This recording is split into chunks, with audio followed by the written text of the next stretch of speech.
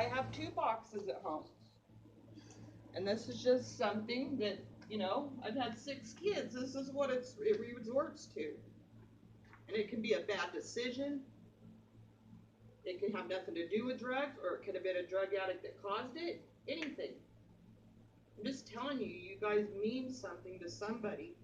And someone's going to miss you. And someone's going to have to get things like a pillow and pictures and just, I have a room that looks like a shrine. I look like a crazy person. I've had a tattoo with ashes in it. You start getting desperate and grasping at anything just so you can feel that closeness. Mitch, seeing you hurts me because you've been a friend of Trenton's. And Christian, I have a picture of you and Dustin on my phone. He's so upset with you right now. And Trent would knock your block off. You know that. Trent would so let you have it right now. And I know, Christian's mom runs a place. He's no more important than any of you. I know he's the mommy's brat over there, but he's no more important than any of you. And Jenny gave Dustin the utmost respect and let him in here, and I thanked her so much for that because I thought this is what's going to save his life. This is his last chance. This is going to save his life. I don't want to get that phone call. And I'm sure there's people that wait for that phone call. How many people hate hearing their phone ring at night, 1 in the morning? I turn my ringer off now because I think if it's one of them dead, I'll find out in the morning. I don't want to know. When Dustin was in the hospital dying, me and my husband and his girlfriend went in a room, and the surgeons came in. He was shot with a shotgun. And he told us everything that they did, and that he was still alive, but he wasn't expected to live. It was the same hospital, the same time of night, the same month. And that's all I had to hear is he's not expected to live, and I was out that door. Her unconditional love for him, and he died having unconditional love. She's not a druggie. She doesn't do it, which doesn't make her a better person by any means. But it was unconditional love that he hasn't ever had. She stayed till that last heartbeat. I couldn't. I texted on the way home. I said, Carly, don't call me. Just text me when, because I don't want to hear it. I do not want to hear it. Just text me. And she said he's fine. And I thought, I'm going through this again. 7 years ago, I'm finally starting to move forward. You don't ever get over it. You get through it. You move forward. You still grasp at stuff. Like my thing is birds. When I see a sparrow, because Trenton used to bring me birds. So now, she's seen a white butterfly, and she felt it was Dustin. It had a wing that had a chunk out of it, and she felt that was broken. He was a broken person, but that butterfly was still beautiful. You just don't want to you don't understand what we have to go through, and people think people don't care. They do care. There's somebody. I don't know if you have parents or brothers, sisters. I'm an only child. I bet somebody's going to care no matter how you died. If it's from a drug overdose or from a fight, an accident, anything. You guys matter. All of you do. And I just want to share that with you, that this is what a mother has to feel like. I thought, not that long ago before Dustin died, I thought, man, 7 years ago, because it was in May. And I thought, in the beginning of May, on May 8th, and I thought, oh man, 7 years ago, it's been 7 years. How did I get through that to this point where I don't cry every day? And I thought, I couldn't go back and do that all over again. How did I do that? How did I go through that? And then on the 23rd, there's another dead one.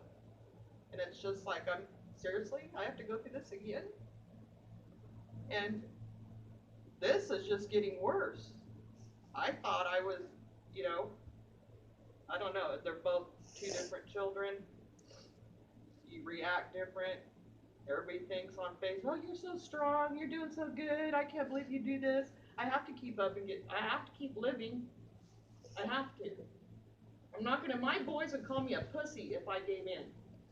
Dustin always was doing that. What? I know you're not supposed to cuss, right? Well, I was at family night one night and I said the F word and they made Dustin do the push-ups. But anyway, he was getting everybody piercings and he's like, come on, let me pierce your lip right here. Okay, I'm 53. Said, oh well, I have pink in my eye. I got a rainbow bright right now.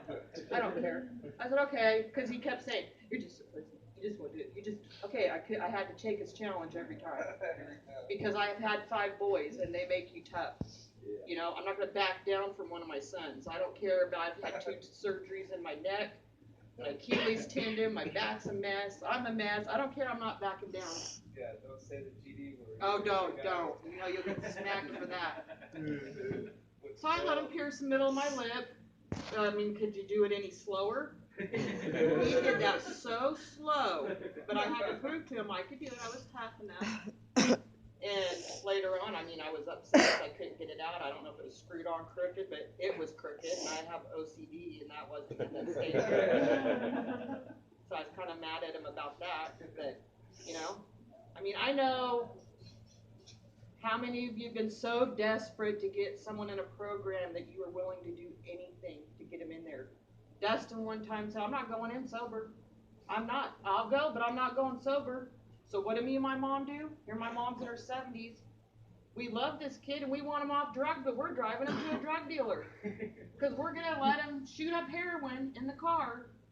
Because if that's the only way he's going to get here, okay, we're going to go, because this is his last time in the UK. He's going to do it, and then he's getting in a program, so whatever. You know, you're going to sit there. I mean, that's horrible to do. To take your own kid to get high because they're bargaining with you, but you're that desperate. My mom and Dustin are fighting over a needle because he's nodding out. She's 70-something arguing with him over a needle in the back seat. I didn't know it smells like vinegar. And now I smell vinegar and it makes me sick. But you get desperate. And that's how desperate we were. I don't know. I'm sure a lot of you have been desperate. Please, I'm not going in sober. I'll go, but I'm not going sober. I mean, I heard that I don't know how many times. But us mothers, we will do about anything. And then there's a point where we try to do the tough love and cut you off. And then you go around, she doesn't care. I don't even have any family. I have, you know, a son, like I said, out on the street. Yeah, I just feel like I don't even belong anywhere. And I don't have any family. No, I'm just waiting. I don't know what I'm waiting for, but I can't. I'm not going to move them in. I've already found out that doesn't work. But I get the part of getting sober and what a struggle that is. I mean, like I said, it was a struggle every day for him to stay clean. And this might sound stupid to some of you, but these pennies I went and got out of Dustin's room. And you know why they're just pennies? Okay, Trenton wasn't a drug addict. I still have his $9.13 in this box because that's what he had in his wallet when he died. There's blood on it. There's his pack of gum, everything that he had on him. And I laughed because I said, leave it to Trenton, Mr. Tight Ass. He's going to be the only one that dies with money in his pocket. Dustin, on the other hand, he's a drug addict. No, this is what I find in his room. And why? Because these aren't worth anything. You get high with a penny? No, he's going for the silver. He's going for the money. These meant nothing to him. That's why I went in his room and they're still there. A penny is nothing. You're not going to get high with it. They're useless. They're worthless. I wrote a D on all of them. And I want you to have one. Hoping it means something to you. Whether, of course, I put a D because it means Dustin. But when you look at that and think, I want to leave out of here, that D means don't. Don't do it. You hang on to it, and when you think you want to leave, don't. Or think on there, when I leave out of here, I'm going to get high. Get that out and think, dumb. That is just dumb. Why go through the process and not finish? And I know some of you, like I said, people expect, you feel like a lot of people have a lot of expectations out of you when you get out and you're clean. But just be a good person. That's worth more than a job. It meant more to me that he helped me around the house and helped me with my grandson and was a loving boyfriend and a good son to everybody. And 95-year-old grandma lives up front. She still keeps waiting for him to pop his head through the door. She's outliving my children. My mom lives next door. That was her firstborn grandchild. She called him Baby Blue. And it's really hard on her. So I know maybe it will mean something to you, maybe it won't. You make that deed, it could mean death. Make it what you want. But these were worthless to him. Make them worth something for me. I know they're, like I said, this is what he had left. No money. I'm gonna go to, even though he quit on the drugs, I'm just gonna walk to Bass Strip and get a soda. Why are you gonna walk? I'm just gonna walk. I just want to walk to Bass Strip. Okay, we know the lady down there real well. We get information. You know, our 6-year-old grandson, I told him, why don't you just take an Easter basket outside, looking for those little talkie vodka bottles, shot bottles. Look what I found in Grandma's yard. Look what I found. Look what I found. So I get an Easter basket. Go hunt them down. You know, whatever. But he still was a good person. No matter if you're high, if you're drunk. You guys are all good people. Just because I haven't ever done drugs doesn't make me any better than any of you. I've seen what it does. I mean, yeah, maybe I'd like to be skinny and clean my house. I mean, I drink my coffee, and that doesn't even do it. I don't know. Is there anybody that wants one? I washed them. Because, of course, they were just pennies that, really, they were worthless. And I just want you to, I want it to do something to you. If at all.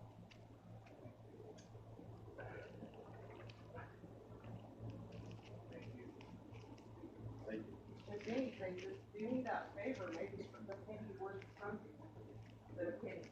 I know you're not going to get high with it. If you get high with a penny, boy, everybody's going to want to know where you're going.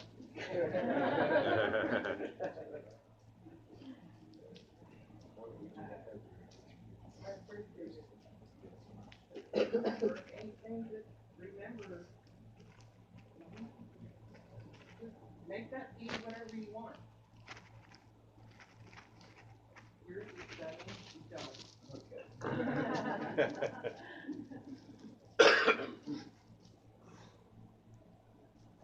But I'm basically here just to let you know the effects you guys have on your parents or your girlfriend or anybody, friends.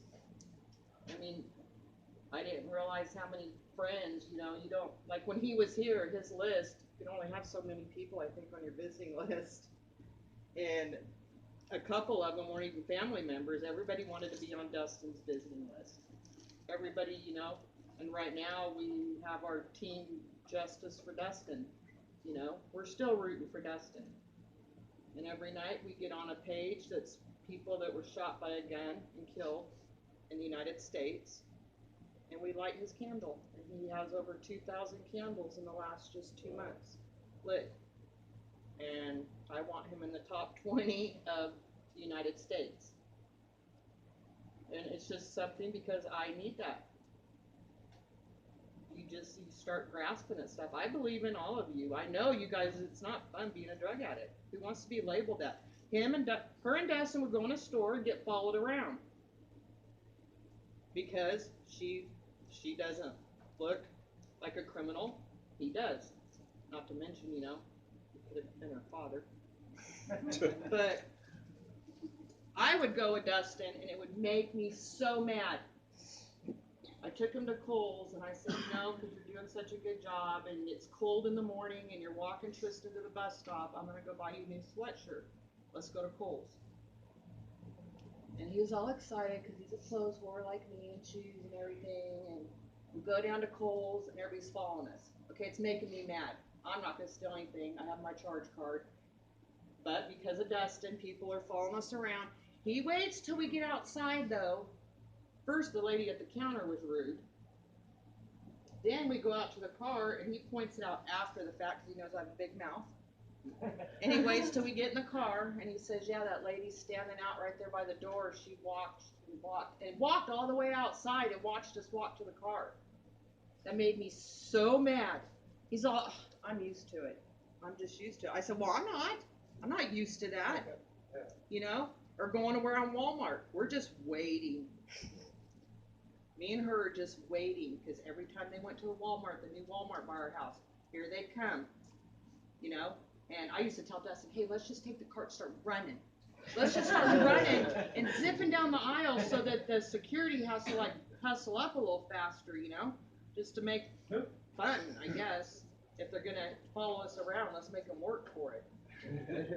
So, but he said he was used to it. But me and her, me and her, and my other daughter-in-law got in the car one night. And we thought, let's go over to that Walmart over there because they know she has this hair down to here, so they'll recognize her, and they're gonna follow us around. And then we have all this pent-up anger, and we just want to lash out at anybody right now.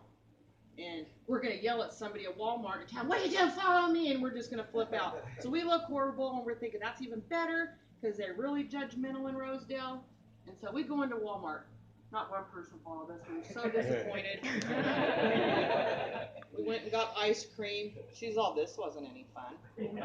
I went home and ate a bowl of ice cream with an ice cream sandwich on top with Cool Whip. Like I needed that. But we really thought we were going to go in there and rip into somebody because we know what they do in there. But that didn't work out for us. I'm sure in time, you know. But he was used to it. And I don't know if you guys have that problem or, you know, you might a little more. Yeah. But, you know, people are very, very judgmental. I don't care how you look. You can look like that. Tattoos on your face, and he knows, like he said, no one's allowed to say the GD word or they get smacked. I tell everybody, I don't care if you're my kid or not, I'm going to slap you in the mouth. You can run home and tell your mom, tell her to come over, I'm slap her in the mouth. I don't care. Don't say the GD word at my house. All the other words, yeah, you've probably gotten it pretty good. But I don't even know where I was going with that, Mitch. I just want you guys to know that you are cared about by somebody, and be kind, because when it's all said and done, that's what people are going to remember. There's people, I'm sure he's burned, I'm positive. Everybody in here's burned somebody, because that's just how it works. But you know what? People get mad, parents get mad. He stole his brother's $3,000 wedding ring. Okay, but was he still there for him? Yeah, it took him a while to get over that. I don't even know if he got over it, but he loved him. You know, he had stole from my grandma. He has stole from me. My other son has. But, you know, when it comes down to it and they're not here anymore and this is all you have left, none of that matters. I don't care. I don't care about anything he took because all that can be replaced. This can't.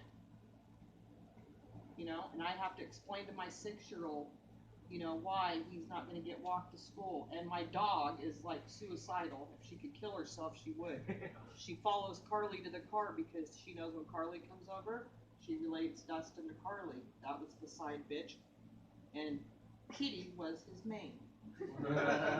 So, Kitty knows when side comes over, Dustin's got to be somewhere around.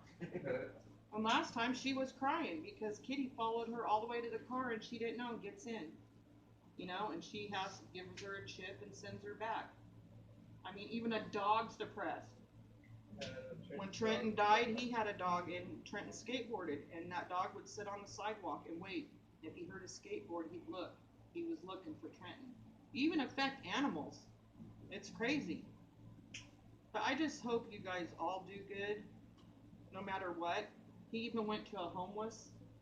I told him, you're going to go do a 30-day dry up. You're going to go somewhere for 30 days. I knew he couldn't get back in here. Go somewhere. You better find somewhere. You got till this and such date, and you're going to go into a program somewhere. So he went to the mission. Okay. Even though he's there with a bunch of homeless people, and he was telling me how horrible it was, and I bet it stunk. But he was waiting. He said, it'll probably take a couple days. You'll get a bed. In the meantime, he's given a guy a sweatshirt, which the guy still had later on, we found out.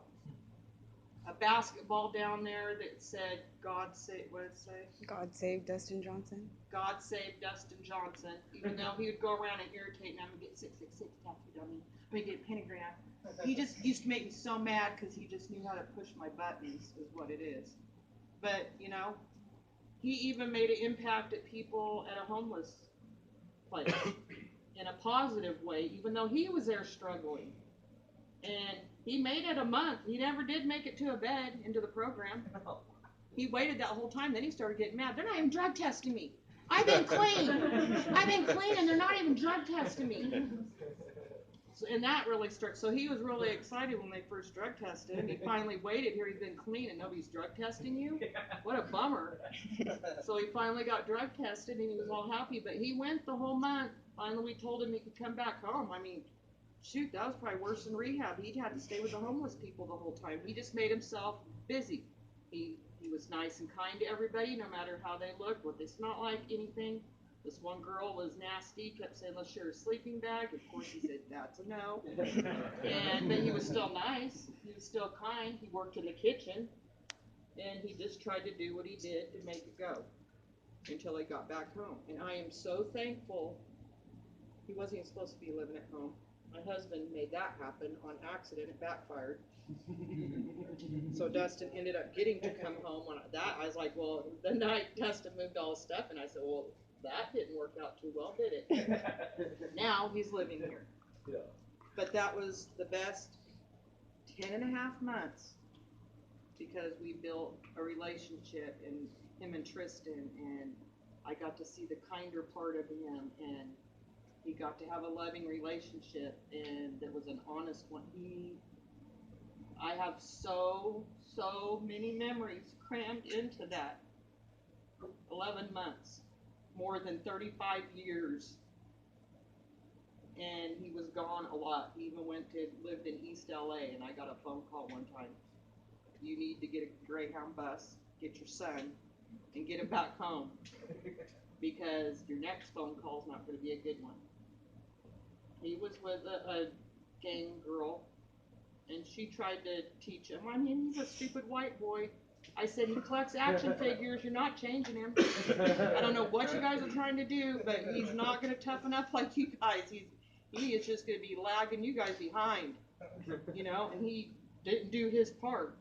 And he wasn't liked, and they ever told him he just ran and jumped off a roof. When he came home, he had a broken leg, a broken ankle from jumping off a roof. So he even said he cheated death this last time. He said, I've cheated death too many times. He goes, I'm not going to be able to do it again. I'm not going to be able to cheat it anymore. And I even teased, you might got a couple lives left in you, your 9 lives like a cat. But no, he didn't. He cheated this time. You know, on the news it said it's non-life-threatening injuries. So, you know, we're hoping on that. Well, I didn't have any hope at all because I've already been there. Trenton was born in March of 92. Dustin was born in March of 82. That was my 10-year repeat. And they even had the plugs and the tattoos, and Trenton looked up to Dustin. I used to tell him, don't loan him your tattoo stuff. He's just going to steal it and not come back with it. No, me and Dustin are different. Me and Dustin are different. I'm like, okay, you're different. He's not going to steal your stuff. Just everybody else, he goes, he won't. We're different. He really looked up to him. But when Trenton was gone, Dustin felt like he let him down. Because, you know, now I have a younger one that everybody looks up to. And no one should have to look up to the younger one. He should have been the role model, but that's just the way it goes. I don't know. Jenny asked me to come in here, share my story, let you know that you guys will affect somebody. If something happens to you, somebody is going to be crying for more than 2 days. It's going to impact somebody and wreck their lives for more than 2 days, 2 months, 7 years. You matter to somebody.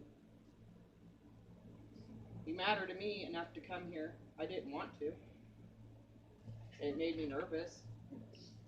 I'm standing here sweating, and I'm having to cry in front of a bunch of people and only know a couple people. And some of you might not even care what I'm saying, which I don't even care if you care. I'm at that point.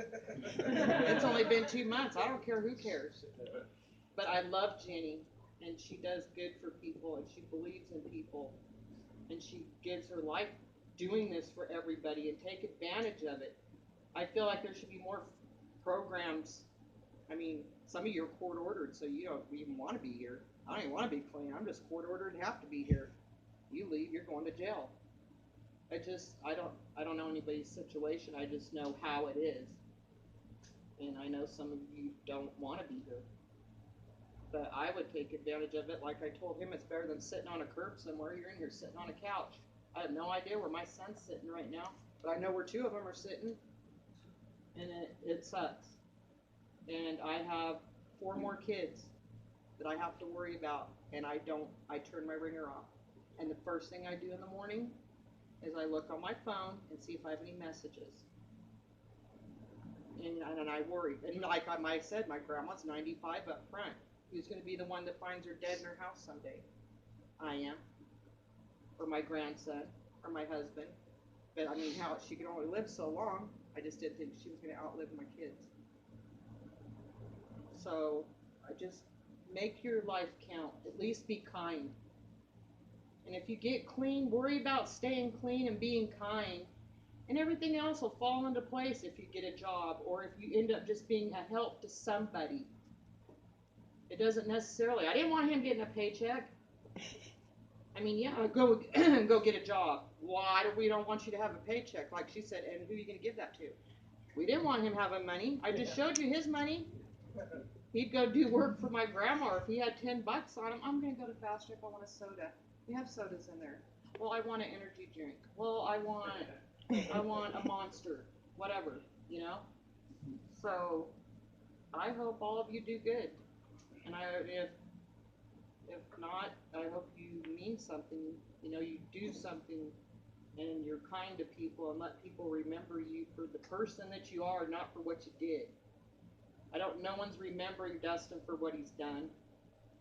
Oh yeah, remember that. I mean, we'll joke and laugh about some stuff, remember when, but that's not the main thing. We're remembering him for what he was. Make sure people are going to do the same with you. It's not going to be, oh yeah, remember that time he did this, or remember that time, you know, make things for them to remember you that are good.